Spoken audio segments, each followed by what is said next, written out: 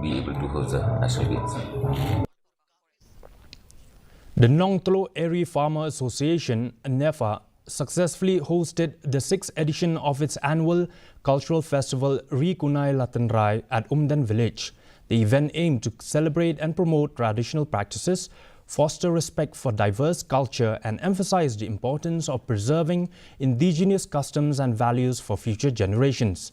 The event was attended by Miralbon Saim, MLA of Nongpok constituency, as a chief guest and other dignitaries. The festivities included vibrant folk dances, traditional songs, and performances by children from the surrounding villages.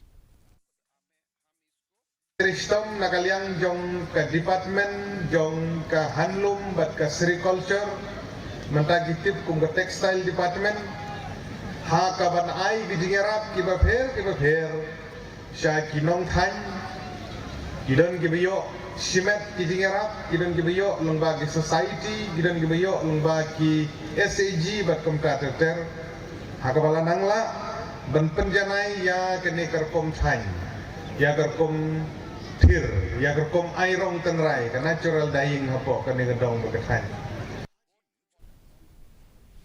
The Khasi Hills Autonomous District Council